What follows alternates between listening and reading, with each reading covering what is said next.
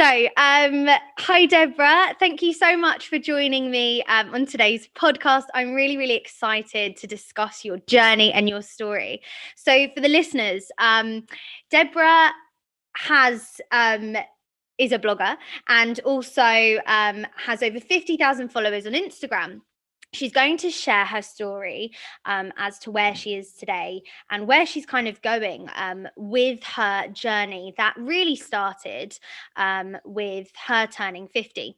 So I'm going to let you take the mic and go into a lot more detail and really just get the listeners to understand about you, how you started kind of your pro-aging ambassador lifestyle. Thank you for inviting me to chat to you. It's lovely to meet you across the oceans. I'm in Johannesburg, so quite a long way away from where you are. Yes, I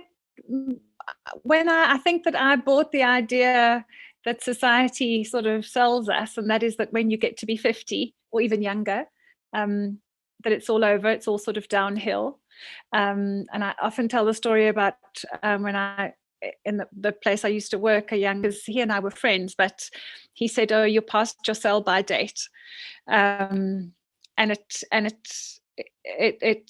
was very hard to hear that, and of course I believed it because we do. So that was one of the things that I remember that sort of started, well, I sort of put me in a bit of a downward spiral at first, but something that happened that year, it was a tough year. That year my much younger sister died suddenly, so she was only 37. So that does give you pause for thought, and you stop feeling quite so sorry about yourself for getting older when you're the one that's still here. I'm the oldest of 3 children, and I'm still around, and so is my brother, but my younger sister was young when she died. So I realized that I sort of took stock of my life, and I realized that I was in a rut. I loved my job and I loved the company I worked for. I liked the work. I realized, I'd been there for more than 20 years. And I was in the IT sort of space. I did technical writing and software testing and things like that, and people were always very surprised to hear that. When I told them what I did, they were very surprised that I was sort of in that, doing that sort of job, and they always thought I was a fashion designer or a I don't know, something creative. So why do you think people were shocked at that? Why do you think that's a sexism thing or an age thing? Why do you think people were shocked that you're in the tech IT space? I think it's because of the way I looked. I always have loved expressing myself through what I wear, and always like having my hair cut in different styles and having it different colors. So I think it was more about that. I think they sort of pegged me as a creative person. So you're a very trendy. So for the people who can't see you right now, you look very glamorous. You are a very fashionable person, and I'll kind of plug your blog in later. But if you check out Deborah's blog, you'll see how creative she is with her fashion and her amazing hair, which we're going to come on to later. So so you got this kind of prejudgment as to people were like, what? You're in tech, you're in IT. Just go into that a little bit more and then how that developed in that space. And I think that it is a creative space, even though technical writing is not creative writing. One still has to be creative to do the job. And I liked my job, and I never didn't see myself working in a very sort of creative, designy kind of space, which I'm not, but somehow I'm there in a way now. Yeah, you've definitely kind of used those skills that you've developed over time with colors and fashion and things like that. So so you got to this kind of moment in your life when you turned 50, and well, you're about to turn 50, and you panicked a bit, and I remember reading that you felt stuck and you'd hit a wall, and I think Yes. that's very, very common for many people. And Yes. I once read somewhere that kind of between your 30s and 50s you can find this sense of, well, a lack of purpose, and like what you there for. So for a lot of women who have had children back 10 years ago, and if we kind of ignore the last 5 to 10 years, but before then, it was very common to have children in your 20s. So your 20s, your 30s, and your 40s were taken up looking after children, and that was kind of your main purpose. Or you were a career-driven individual, and it was the start of your career. You're really excited to do those things, and you get to the like late 40s, early 50s, and you're a bit like, what happens next? And from what I'm young, I'm 24, so I can't speak from experience, but from what I have seen in other people's lives, and kind of the women that I look up to, there's this kind of cycle where we're really, really driven, and we've got this sense and desire to do things and change the world, and you do burn out, and you'll think, I need something new, and I need something to stimulate me.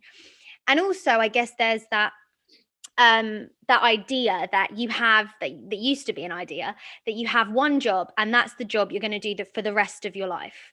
But what's really refreshing is that you kind of realized that I'm stuck, and you did something about it. So what were the first kind of steps you took to be like, right, I'm stuck, and go into how you were feeling and all of that? Well, you sort of described my life there, because I got married very young. I wasn't quite 20, and I got divorced in my mid-40s. So I was married for 25 years. I've got a daughter and I've got a grandson now. And so you were right. My life was about running a home, and I had a job, and I loved my job and my work and everything. But it was really all about looking after the family. So in my late 40s, it was sort of now I was on my own. My daughter had left home, and it's what next. The other thing was to address my health, because I was completely inactive. I was a real couch potato, and carrying more weight than I was happy with, always.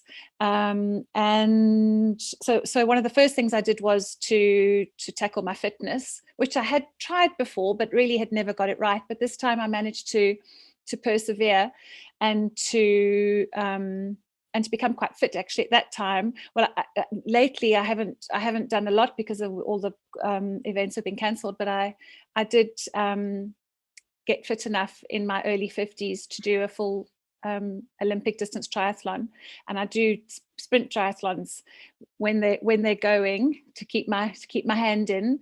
And I started cycling. I did some long cycle races, so I became generally just more active. Reached a weight that I was much more happy with, and then I gave up my job. I resigned from my job, and I rented my flat out, and I bought a plane ticket, and I went to England. How exciting. That is exhilarating.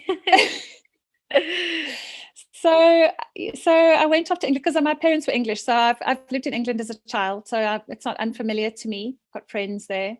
So I went off to England, and I did some care work because I needed to earn some money while I was there, because I was there for a few months. So I did some care work, which was also probably a part of my journey as well. I spent quite a bit of time with a lady in her 90s, and just getting to know her, and it's old people are just the same as young people. We're all the same, and I think that's I don't know if it was a lesson then, but I think it just sort of confirmed that to me. The stories that she told and the laugh that we had, and we're all the same if we just spend 10 minutes getting to know each other, I think.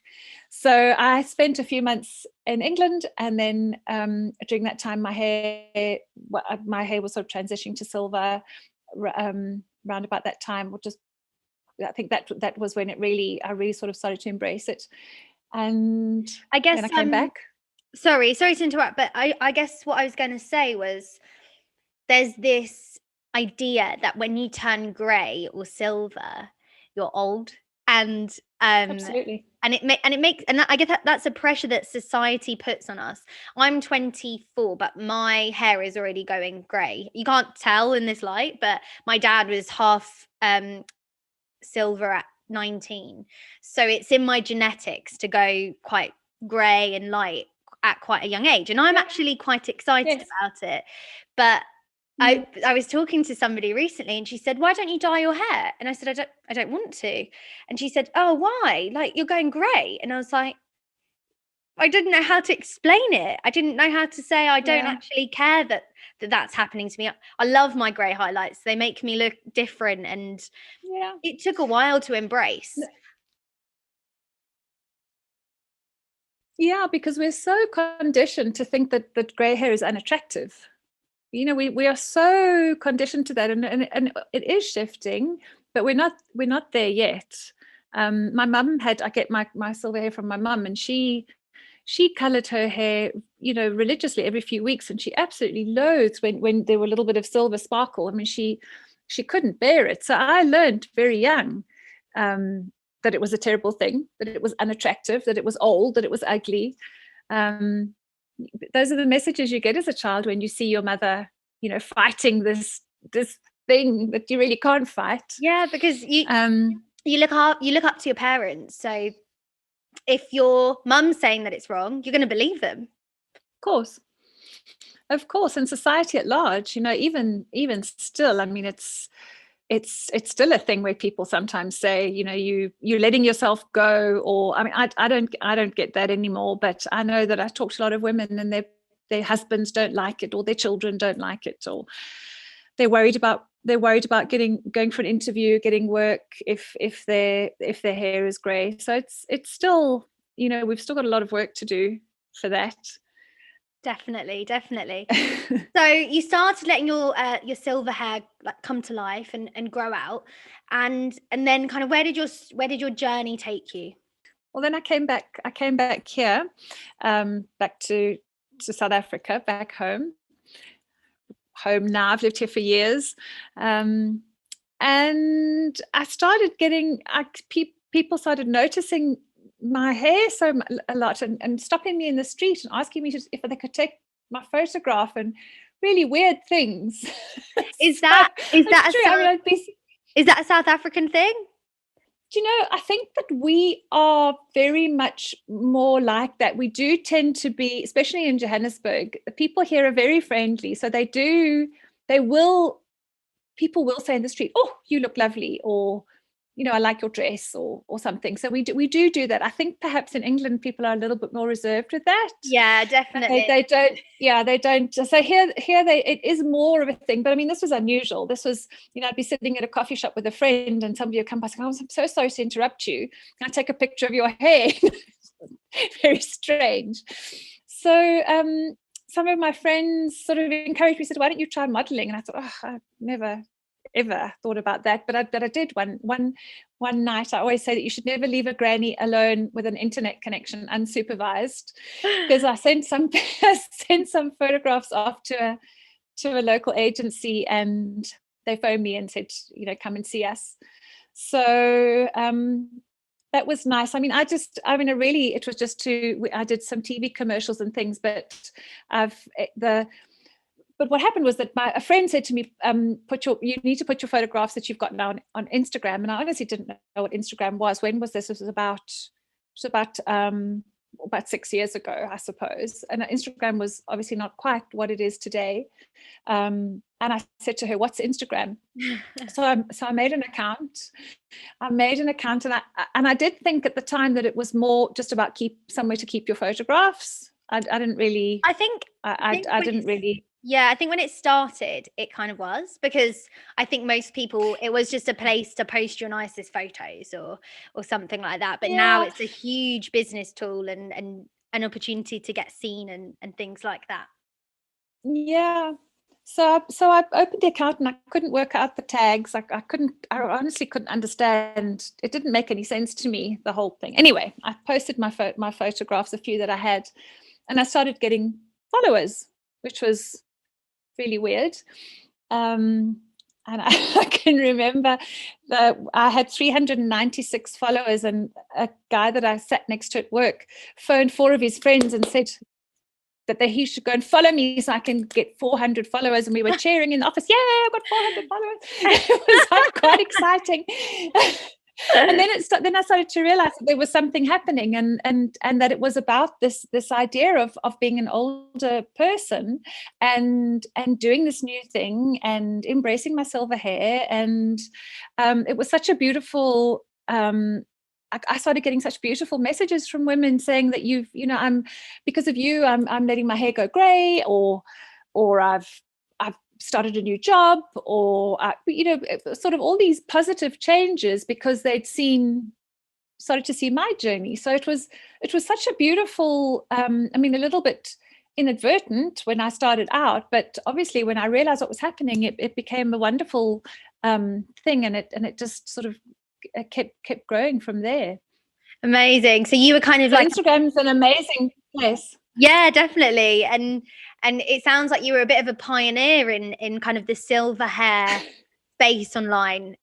Because I didn't really know it was a thing until quite recently that women just have account, like some women just have accounts about posting their silver hair journey. And I think that's incredible. And it is going to catch. And people, a few years ago, I remember where like ashy, blondie, silver hair was a really big deal, but you had to get it dyed to look a certain way. Yes. Whereas now people are like, actually, my hair might look naturally that good if I were just to leave it alone. And aside from the fact that women look so beautiful with grey hair, and I want to go back in time and find out who decided that grey hair was ugly and that we needed to colour it. Like, who said that? Want to find them? I don't know, but I think the hair colouring companies have something to do with it. I've seen recently there was some from the I think it was the 30s, and there are adverts that say, don't be dull and unattractive, and they said it out loud. Yeah, that's mental, isn't it? But 50 today is not what it was. I think that if I look at my grandparents, who would have been around the same age as I am now, I'll be 60 later on this year. It's a very different thing. Yeah, it definitely is. Well, we live in an aging world, don't we? So, people thought that it was impossible to live to 100, and now there are hundreds of people that are living to 100. So, we're definitely living in a world that's aging, and I guess people have this idea of what an old person over 60 should look like. And that's, of course, over with a walking cane, probably need somebody to help them do their food shopping and things like that. And it just isn't like that. I know that recently I was on LinkedIn and I saw the road signs where it says like, be careful. Oh, I don't know actually if you know, but in the UK there are road signs that are have a picture of an elderly couple, and it's basically to say like, be careful, there could be old people walking around, drive carefully. And they've recently changed it to look a completely different way, because that's how we shouldn't have this idea that an old person is like that. I know people who are 80, 90 years old who are dancing for a good 45 minutes with me during my fitness classes. And some of them, my grandma is one of them. She is very unwell. She has Alzheimer's, but she had an awful lifestyle when it comes to health. It was very sedentary. Yes. A very Middle Eastern diet, and by that I mean lots of carbs, lots of oil, lots of fat. So she didn't necessarily grow up in the UK. She moved from the Middle East to the UK, and she didn't have a purpose. She didn't have a job. She didn't have friends here. So her life just kind of was just sitting around and being that Yes. stereotypical old person, which is Yes. sad, but hopefully people like Yes. you are going to change that and say, actually, when you get to 50, it isn't the end of the world. It's not like you're No. going to now, like, you've hit your peak and now it's just all the way downhill. So I know that you mentioned that you were getting messages off women saying that you've like changed their perspective. I can't speak today. You've changed the way that they feel about themselves when it comes to their silver or grey hair. And how did that make you feel? I honestly, some of them bring me to tears. I mean, they are so. A lot of women who have had cancer and lost their hair, and it comes back grey.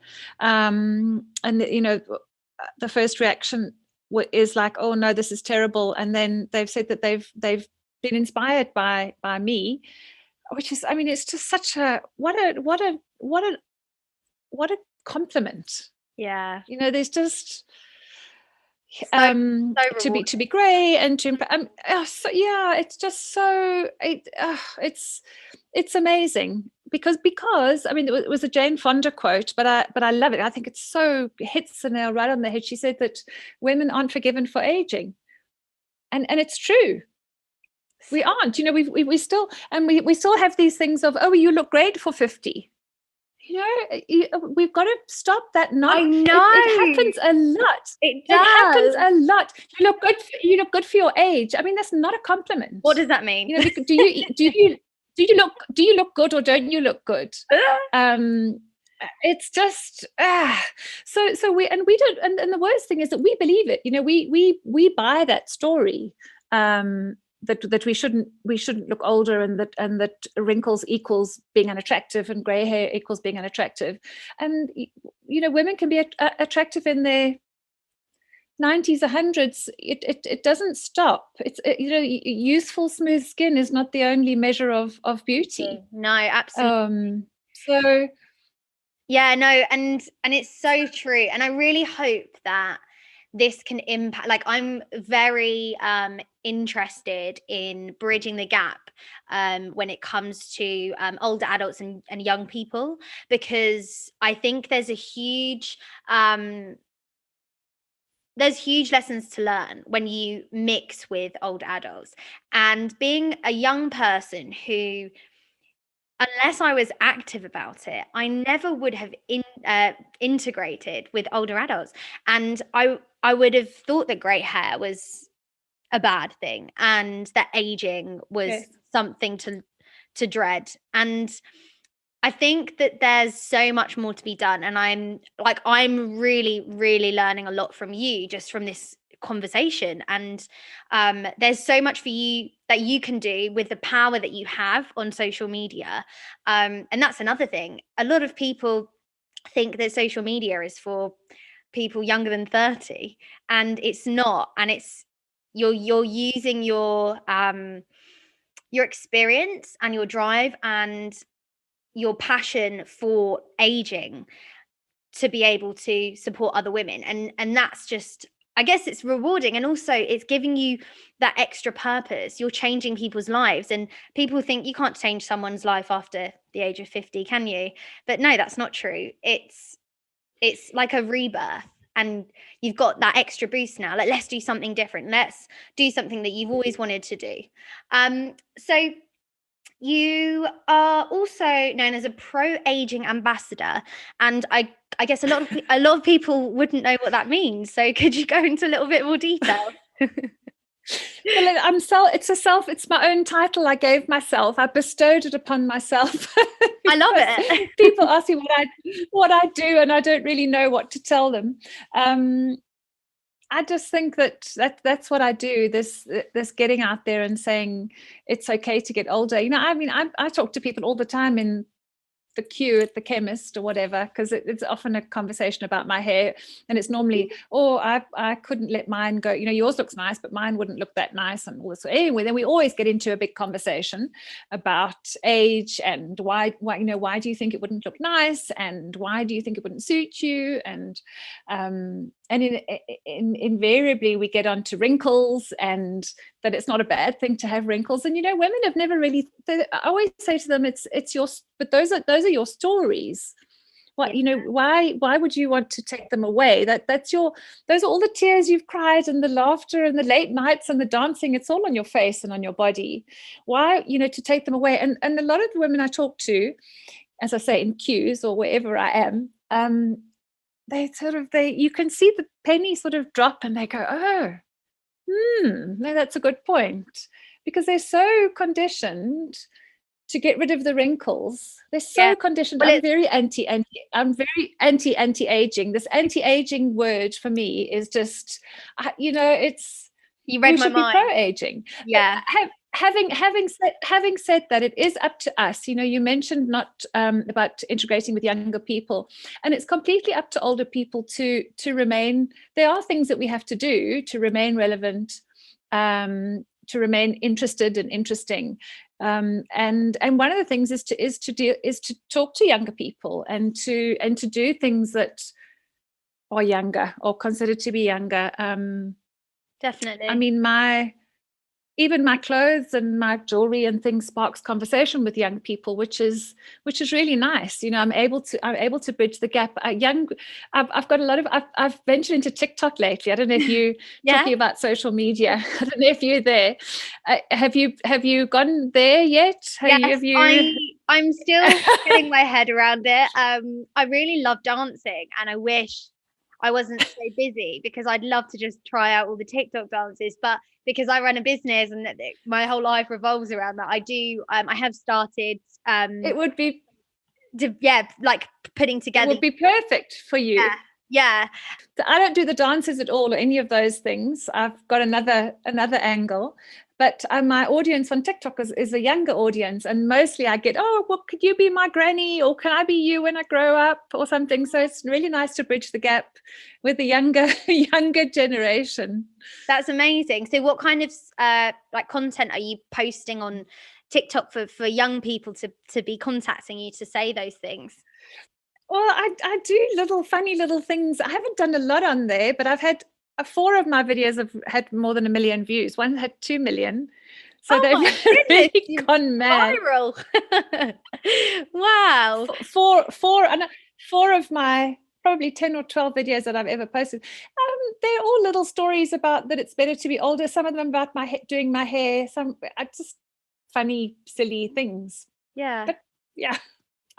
Amazing. Oh wow. Well, it's great to hear that you've kind of able to have that influence through social media, and you're kind of sticking to that title of a pro-aging ambassador, because you're being able to influence other people. So I know that you've mentioned this in some of your blogs and things like that, but let's talk about common stereotypes that you've come across when it comes to do with aging. I know we've briefly touched on it, but what do you think about that, and what are you doing to kind of counteract those stereotypes? Well, for me, I've sort of on a mission to try new things as much as I can, and to be brave and to do things that really stretch me out of my comfort zone, and that might not be usual for grannies to do. And I cycle with my grandson. He's 17, so that's really great. And people often think I'm his mum, and then he says, no, she's my granny. So that's cool. And I just really, one of the things I realized when I realized that I was in my rut back in my late 40s was that I hadn't, probably because I'd been busy with the family and looking after the home and so on, I managed to sort of neatly sidestep anything that was much too scary. I didn't extend myself, and now I do. Now it's horrible while it's happening, but I tell myself I try and do something to scare myself every day, which and it could be something small. It could really be going, oh, it's a helicopter or something. Can you hear it? It could be something very small, like going to an event that I know I won't know anybody at the event, something like that, because I mean that might not be a big thing for something. For me, that's pretty daunting. That's not easy. And then they sort of get bigger and bigger. One I did recently, which was pretty terrifying, was I volunteered to have my body printed by an artist. So I went on Sunday to see it in the studio. Did you? So I did that a few months ago, but I mean, it was, oh my goodness. But I do think we regret more the things we don't do than things we do. So I went and I did it, and I'm glad I did it. But I mean, it was terrifying, And for those of you, for the people that are listening that probably don't know what that means, could you just explain a little bit more detail? So it's an artist who has this series of body works that are artworks that are made from body prints. So it's basically naked bodies painted with paint, and then they lower you onto a big piece of paper and make a print out of your body. The front, whatever they decide to do. With mine was a sideways one, so it was right all down the side of my body. But I mean, it's, I arrived there and it was the artist and the photographer, and it's the broad light of day, and they're like, okay, well, get naked.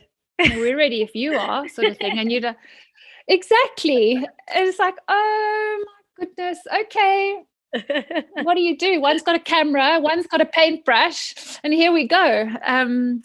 So, but I'm glad I did it, because that's a story, and there's an artwork, and it was terrifying, and I did it. So I do try to. I mean, they're not all things like that. They're not all things like that. Sometimes they are going for an audition or something that's quite daunting. But yeah, I do try to when I feel the fear, I do try to just push through and do it anyway. And I didn't do that when I was younger. I sort of comfortably let those opportunities pass me by. Wow, yeah. I mean, that's inspirational in itself, because I don't even know if I could be confident enough to do that. And now I'm like, right, well, if Deborah can do it, I can do it. So and that's kind of the feeling I get from that. So that's fantastic. And I'll have to share maybe the Instagram post that you shared about it in the captions below, so that people can have a little look at the body art. And just for our final question, if somebody came to you today or tomorrow and said, Deborah, I heard your story and I'm stuck. I'm in my 50s, 60s, 70s, 80s, whatever age they are, but they feel stuck. What would your advice be to kind of make that move to going forward? I think that we just have to do one little thing, one tiny thing, and it's that first step. I think we tend to get daunted by this idea of I can't change my job or whatever, but if you start to talk to people who are moving in those circles, or you attend one talk about that, or you do one little course about that thing you want to learn, just has to be something very, very small. So it's making one small step in that direction, and I find that often happens is that ball just starts rolling. Yeah, like a snowball effect. Absolutely, but you just have to take that first step. Yeah, that's the thing. Yeah, definitely. Well, thank you so much for sharing your story and inspiring a younger and older generation. And I really look forward to following your story. So for anybody that's listening or watching this, you can check out more about Deborah in the captions below. And I wish you all the best in your future. Thank you. If you can you just let us know what your website is and the best ways to connect with you? I will. They're all Deborah Darling, but I'll send you the links. Brilliant. So look up Deborah Darling and she'll come up. Thank you very much. Thank you so much. It's lovely to chat to you.